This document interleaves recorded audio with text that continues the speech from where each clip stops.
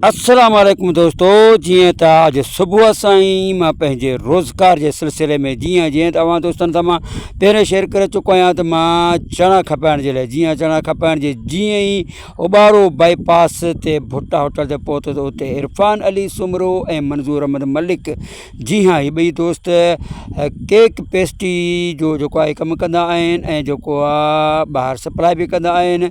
हीअ उन्हनि जूं बाइकूं बीठल आहिनि ऐं हुते वेठल होटल ते जेके आहिनि सोलंकी बिरादरी जिन जी ट्रांसपोर्ट बि आहे, जिन जूं ट्रकूं बि आहिनि ऐं उन जेके ड्राइवर हज़रात ऐं कुझु मालिक बि हिते वेठल हुआ ऐं जन मुंहिंजे चैनल जे बारे में ऐं मुंहिंजे ड्रामनि जे बारे में मूंखां पुछा कयूं ऐं मूंखां हाल अहिवाल वरितऊं त कहिड़ो ड्रामो अचे थो पियो ऐं कहिड़ो ड्रामो अचण वारो आहे ऐं ड्रामनि जी के मां रिव्यू ॾींदो आहियां ऐं दोस्तनि ते जेके पहुचाईंदो आहियां उन बाबति बि ही दोस्त मूंखां पुछा कंदा आहिनि, पुछा करनि बि पिया त कहिड़ो ड्रामो अचण वारो आहे। जिन दोस्तनि खे मां ॿुधाईंदो हलंदुसि दोस्तनि खे ॿुधाईंदो हलंदुसि त सभ खां पहिरियां जेकॾहिं दोस्त मुंहिंजे हिन चैनल ते न्यू आहियो त मुंहिंजे हिन चैनल खे सब्सक्राइब कयो। सब्सक्राइब करण खां पोइ बेल आल बटन खे दॿाए छॾियो त जीअं मुंहिंजे अचण वारी वीडियो जो नोटिफिकेशन दोस्तनि वटि पहुचे खे मिले बहितर खां बहितर अपडेट। जी हाँ दोस्तो, हींअर ही सभु दोस्त ही बि सोचे रहिया हूंदव त ही छा पिया खपाइनि, ही छा पिया ही मूंखे चेक कराइनि त दोस्तो हीअ आहे गुलाब जामुन रसगुल्ला।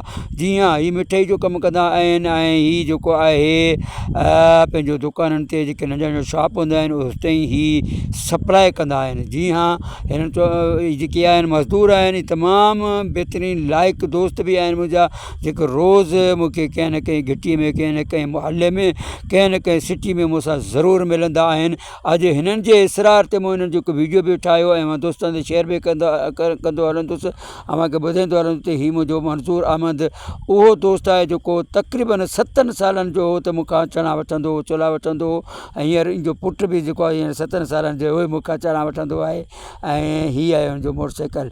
दोस्तनि खे मुंहिंजो वीडियो कीअं लॻो, पसंदि आयो आहे त मुंहिंजे हिन वीडियो खे लाइक कमेंट शेयर ज़रूरु कंदो। हे आहे असांजो दोस्त एजाज़ अहमद सोलंकी, हिन जी बि ट्रांसपोर्ट आहे दोस्तनि सां मां शेयर कंदो हलां। अॻियां वेठल आहे ॿियो असांजो दोस्त, उहो बि मुंहिंजो हिकु फेरी वारो ऐं रेडी लॻाइण वारो रिंद दोस्त आहे।